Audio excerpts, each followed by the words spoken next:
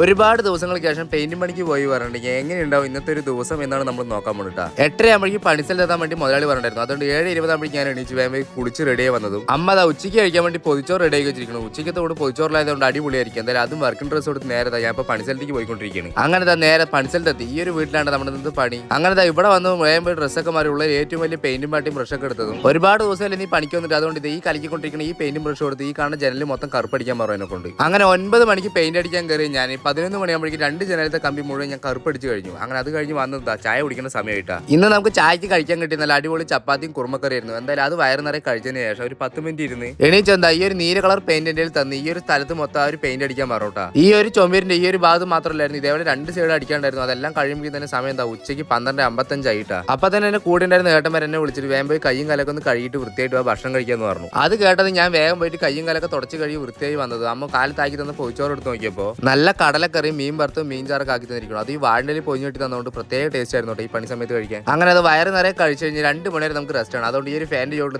കാറ്റും കൊണ്ട് ഇങ്ങനെ ഇരിപ്പാണ് ഇപ്പോൾ. അങ്ങനെ 1 മണിക്കൂർ നല്ല അടിപൊളി റെസ്റ്റ് എല്ലാം കഴിഞ്ഞതിന് ശേഷം എനിക്ക് ഇനി അടുത്ത പണിയോടെ ഈ കാണുന്ന 4-5 ജനലും പിന്നെ അകത്തൊരു 5-6 ജനലും ഉണ്ടായിരുന്നു. അതിൻ്റെയൊക്കെ പെയിന്റ് അടിക്കലായിരുന്നു കേട്ടോ. അങ്ങനെ പുറത്തും അകത്തും കൂടി ഒരുപാട് ജനലുള്ളായിരുന്നു. അതൊക്കെ കഴിയുമ്പോഴേ തന്നെ സമയം ഏകദേശം 4-4:45 മണിയായി. അതുകൊണ്ട് നമ്മൾ ഇത്രയും നേരം ഉപയോഗിച്ച് ഈ ഒരു പെയിന്റും ബ്രഷും ബക്കറ്റൊക്കെ നല്ലപോലെ കഴുകി വൃത്തിയാക്കി വെച്ച് പറഞ്ഞിട്ട് നമ്മുടെ ഇന്നത്തെ പണി ഏകദേശം ഫുള്ളായി കഴിഞ്ഞു. ഇനി ഇത്രയും നേരം പണിയെടുത്ത് ഈ ഒരു കൂലിയും കൂടി മേടിച്ചതിന് ശേഷം നേരെ ഇപ്പോൾ വീട്ടിൽ പോയിക്കൊണ്ടിരിക്കുകയാണ്. പിന്നെ ഈ ഒരു പണിയൊന്നും ഞാൻ ഈ ഒരു വീഡിയോയ്ക്ക് വേണ്ടി ചെയ്താൽ ഇതിന് മുമ്പ് ഞാൻ ഇതൊക്കെ തന്നെയാണ് ചെയ്തുകൊണ്ടിരുന്നത്. അപ്പോൾ എന്തായാലും എൻ്റെ ഈ ഒരു വീഡിയോ ഇഷ്ടപ്പെട്ടു പറഞ്ഞാൽ ഫോളോ ചെയ്യാൻ മറക്കല്ലേ.